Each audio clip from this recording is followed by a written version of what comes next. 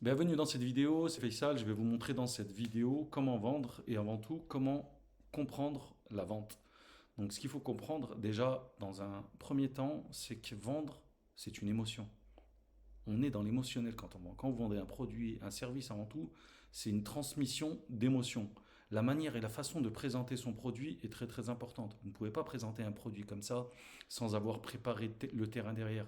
Non, il y a toutes des techniques émotionnelles qui sont faites. Tous les grands marketeurs font comme ça. Je vais vous donner un exemple. Exemple. Vous voulez acheter une voiture, du coup, moi, je vous propose une voiture. On va dire, je suis vendeur de voiture, d'accord? Je vais vous dire, écoute, j'ai un ami qui vend une super belle voiture sportive de couleur noire comme neuve. Donc là, j'ai bien ramené le produit, on est d'accord? Parce que, on va dire au préalable, on avait discuté du sujet et vous m'avez parlé de voitures sportives. Donc moi, je vous propose le produit tel que vous le voulez. Donc on est d'accord, l'approche elle est bonne, hein, sur l'ensemble. J'ai un ami qui vend une super... Je vais te dire, tiens, j'ai un ami qui vend une super belle voiture sportive de couleur noire comme neuve. Donc c'est propre, là je décris, pas on a tout sur le véhicule, mais on sait de quoi on parle directement. Et là, par exemple, je vais vous dire autrement, j'ai un ami qui vend un super bolide d'exception allemand. Là, directement, on touche dans l'émotionnel, d'accord? Parce que là, euh, on utilise des mots chargés en émotion, d'accord? Bolide, exception, allemand. Et du coup, regardez, la phrase, elle est plus courte, mais elle est plus chargée en émotion. Donc, du coup, c'est beaucoup plus percutant pour le prospect. Et en marketing, que vous vendiez un stylo, une voiture, un produit en ligne, c'est la même chose, d'accord? Ça donne plus envie d'en savoir quand c'est chargé dans l'émotion. Du coup, il y a une connexion émotionnelle qui se crée et du coup, ça aide à comprendre que le poids des mots est énorme, d'accord? Le poids des mots en marketing est énorme. Et de cette manière-là, vous pouvez faire pencher la balance de votre côté, uniquement en faisant de cette manière-là, en utilisant des mots chargés en émotion. D'accord? Avant tout, quand vous vendez, c'est de régler un problème ou répondre à une demande est plus bénéfique que de vendre voilà, une plus-value. Vous allez comprendre pourquoi. J'ai mis l'exemple du doliprane et de la vitamine. Donc, il faut savoir que vendre un doliprane sera beaucoup plus simple que de vendre une vitamine. Pourquoi? Parce que le doliprane, vous réglez un problème, vous réglez une douleur, voilà, vous réglez quelque part une anxiété. Tandis que la vitamine, on va dire, c'est un bénéfice, mais voilà, c'est un plus. On ne règle pas concrètement un problème. Donc, il est vrai qu'en marketing, plus on va régler de problèmes, plus voilà, concrètement, vous ferez des ventes et voilà, votre business avancera mieux. Voilà. Ce qu'il faut comprendre, c'est que le vendeur, il faut lui trouver une solution à son problème. D'accord? Si vous trouvez la solution à un problème ou régler un problème ou répondre à une demande, quelque part, vous avez mis le pied, d'accord, au bon endroit, d'accord? Il faut savoir que la rémunération est proportionnelle à la valeur que vous apportez. Plus votre valeur va être élevée, d'accord? Donc plus vous réglez un gros problème, plus la rémunération sera proportionnelle au produit que vous apportez. Pour comprendre, pour comprendre ça, il faut passer de producteur à consommateur. Toujours inverser les rôles, d'accord? Là, vous allez passer du côté de producteur, mais en tant que producteur, il faut vous mettre du côté de consommateur. Est-ce que tel produit, tel sujet, voilà, vous mettez à la place du prospect, dans le sens où est-ce qu'il vous ferait du bien, quelle est la valeur que ça vous rapporterait? Il faut toujours inverser les rôles pour comprendre, c'est le meilleur moyen. Il faut toujours se demander quelle est la valeur, la plus-value qu'on apporte, d'accord? On n'est pas là pour, comme on dit, pour germer du contenu, d'accord? On est là pour vraiment apporter une valeur et régler des solutions et trouver des solutions à des problèmes, d'accord? Je vais vous donner un YouTuber, c'est un créateur de contenu, d'accord? Il crée du contenu, il apporte de la valeur. D'accord, selon la requête demandée, je ne sais pas que ce soit en coaching, en fitness, en développement personnel, le YouTuber, il apporte de la valeur. Donc quelqu'un voilà, qui a une grosse audience, qui est bien suivi, il va générer du trafic, il va générer des revenus. Donc c'est un apporteur de valeur, d'accord? Et de l'autre côté, il y a les consommateurs. Les consommateurs, ils sont là, c'est ceux qui se consomment. Et eux, les consommateurs, quelque part, ils gagnent rien, d'accord? Ils sont là pour consommer.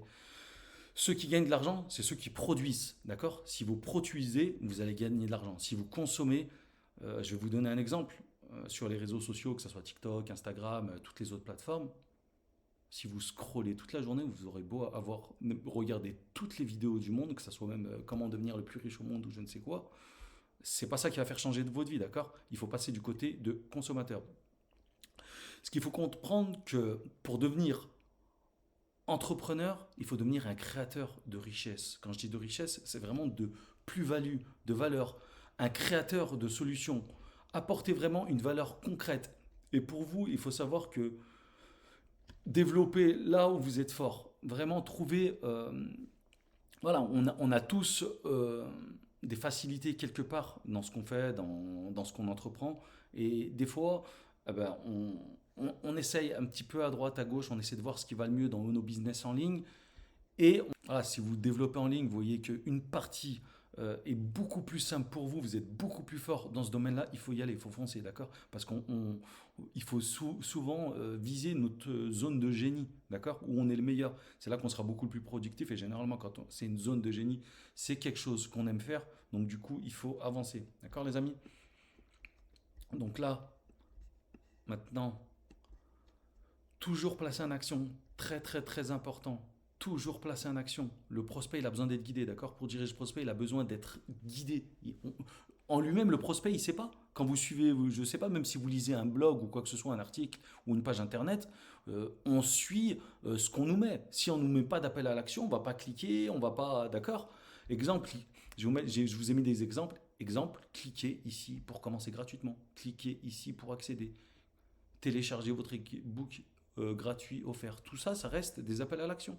Et c'est ce qui va vous aider à diriger votre prospect dans votre entonnoir de conversion.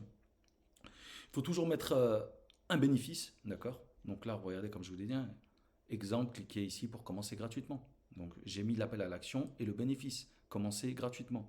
Il faut être directif quand vous voulez diriger un prospect. Il faut vraiment, quelque part, que ce soit le prospect ou le client, il a toujours besoin de ce petit coup de pied au derrière pour le faire avancer. Et c'est tout à fait normal, c'est du commerce, d'accord? Les gens ne savent pas trop, ils sont un peu, voilà, quand les gens ils sont sur une page de vente ou dans le marketing, quoi que ce soit, ils sont un peu dans un état second. Donc, tournez votre produit en termes de bénéfices et non de support. Pareil. Donc là, demain, vous proposez un produit en ligne, que ce soit un site internet, un logo.